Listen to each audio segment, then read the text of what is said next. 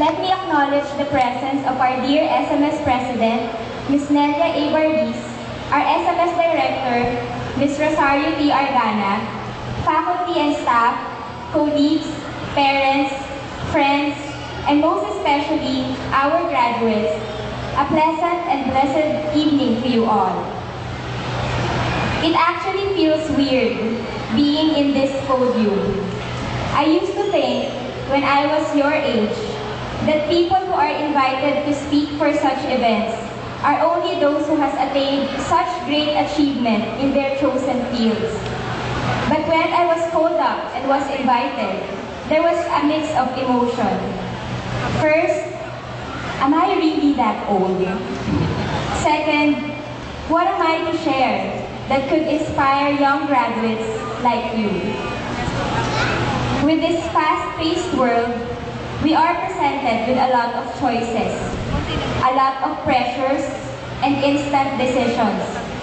Being part of the younger generation, you might think, why should I even bother? I'm just a kid. I can't do much. How can I even contribute? A recent disaster had bombarded us. This was the talk of the town for the past few weeks already. Though it is a term in Japanese, we can't say that we are not familiar with it. Tsunami. This is defined as a very large ocean wave that is caused by an underwater earthquake or volcanic eruption and often causes extreme destruction when it strikes land. If I am asked to describe it using my own words, I'd say it starts small and yet made a huge impact. Then I thought about you, graduates. When I was your age, a good 15 years ago, I never thought what an ordinary 12-year-old could do. I was dependent, I was unequipped, I wasn't allowed to make my choices. I was almost trapped according to how the society dictates my fate.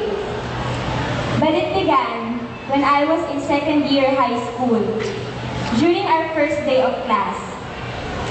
We were required to watch a video about the development of human from fertilization to delivery. It did catch my attention. My once sleeping desire of becoming a doctor was awakened. It bloomed into a thought, a passion, a dream. I'd like to see life in that perspective. It was that one single event that ignited my heart. Slowly, it reached its peak. I have to decide. I have to move. I have to follow that. I should live for my purpose. That event was the shaking quake in my life. Deep inside of me was a sleeping desire that needs to be awakened. It's there. Someone great had placed that within me. And not until I realized it, I cannot move, I cannot follow, I cannot step up and be part of that change. We cannot deny how vast the effect of a tsunami would be, but we know that it couldn't reach the shore unless it began with a small quake underneath, and then a wave which eventually builds more and more and more, becoming to be a huge one that touches the shore. You are here now, about to step up into the ladder of how people conform the norm. For some of you, you might have discovered that inner passion within you and have come up with a planned destiny. For some, maybe it still requires a little moment of quaking in order for it to unravel and set its clear picture for you to understand and recognize. I just hope that none of you would disregard this truth, that even before we are born, we were already predestined according to the plan of Him who works out everything in conformity with the purpose of His will. Not until we acknowledge this, search and seek for this, and respond to this, our tsunami-like impact would not set in. Where you are right now is a critical stage in your life. Yes, your life as a whole. A career is a goal, but not the ultimate goal. I cannot just count my achievements according to how many awards I received, or how many times I got promoted, or how young I became a doctor. Few years ago, as a medical student, I'm not even a graduate yet, but I remember a patient approached me saying, "Doktora, maraming salamat po. Sana lahat ng doktor katulad ninyo. Patay na po si tatay, pero alam ko po, may nagawa po kayo. Napaligayan niyo po ang puso niya. Payapa po siya ngayon. Salamat po."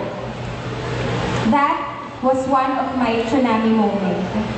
That I know I need not wait to become a fully fledged doctor or professional to make a difference.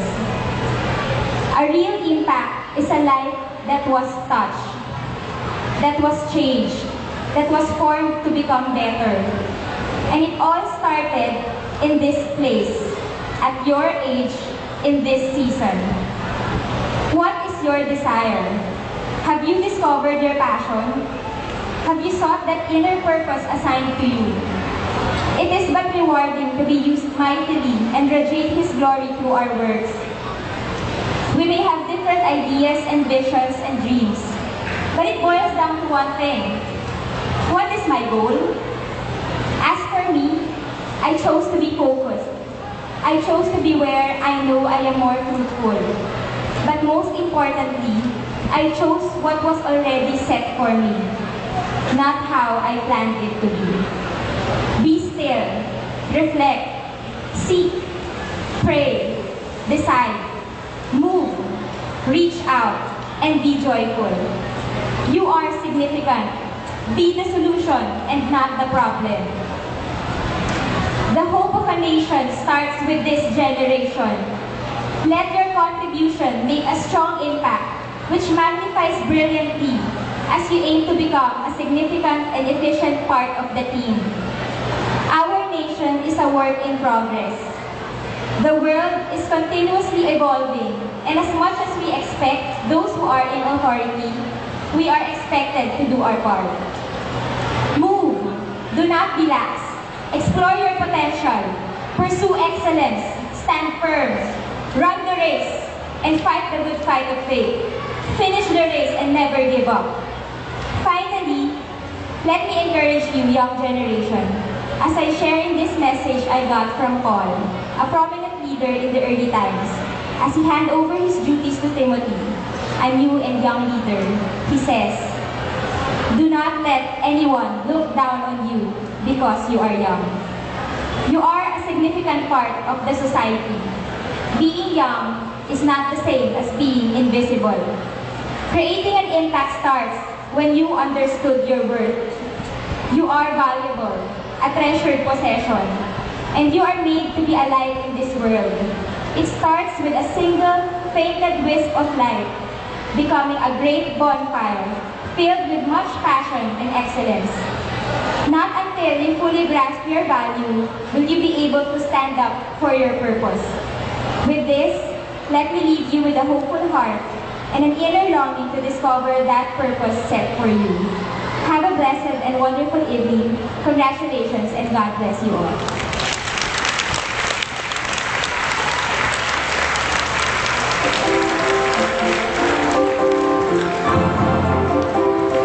Thank you very much, Dr. Michelle D. Dalida.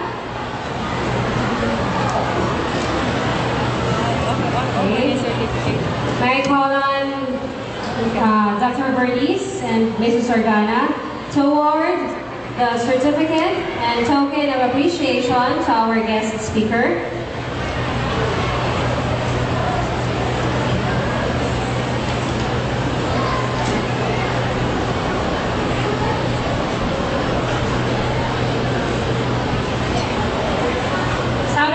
Montessori School would like to give their certificate and a token of appreciation to Dr. Michelle D. Dalida for being the guest speaker on our 19th commencement exercises. Thank you very much, Dr. Daida.